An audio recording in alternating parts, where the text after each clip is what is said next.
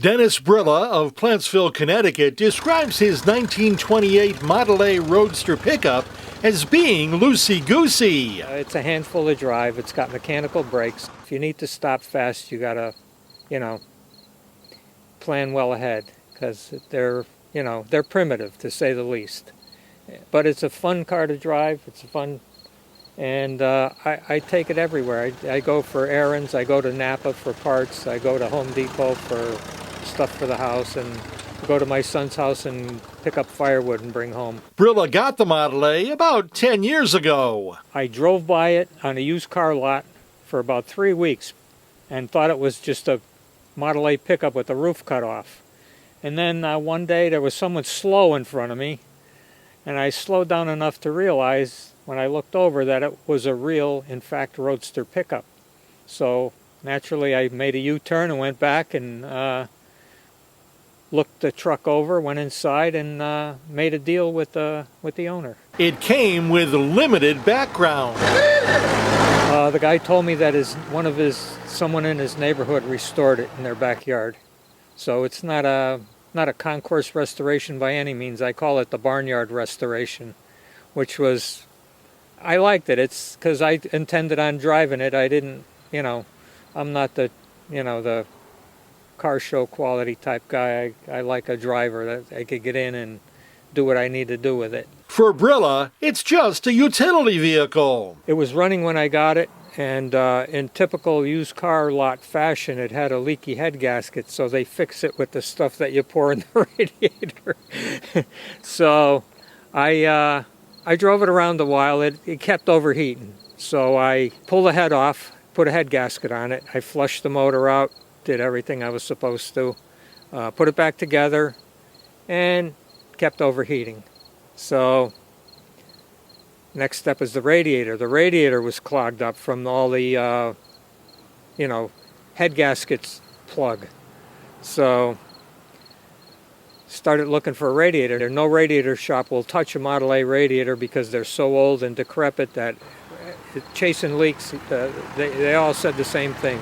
You have to either buy a new radiator or, because you can't fix this one. So I looked around. I was down in Florida one year, and a friend of ours down there said, "Hey, my buddy's got a garage with a bunch of old stuff in it. Come on, let's take a ride." So we rode down on our motorcycles to this garage down outside of Daytona, and all across the top of the garage, the guy had old stuff. I said, "Is that a Model A radiator up there?" He says, "Yeah, it's new old stock, never been on a car." I says, "No kidding, what year?" He says, "It's 28 or 9. I says, "You want to sell it?" He said, "Sure, I'll sell it." So he pulled it down, I looked it over, it looked good. I bought it, brought it home, I put it in the truck. It hasn't overheated since. So that was a good find. Maybe 5 or 6 years ago, Brilla was invited to apply to participate in the Race of Gentlemen gathering on the beach in Wildwood, New Jersey. So I sent a picture in, and they said, "Cool truck. If you yank the fenders off, you're in."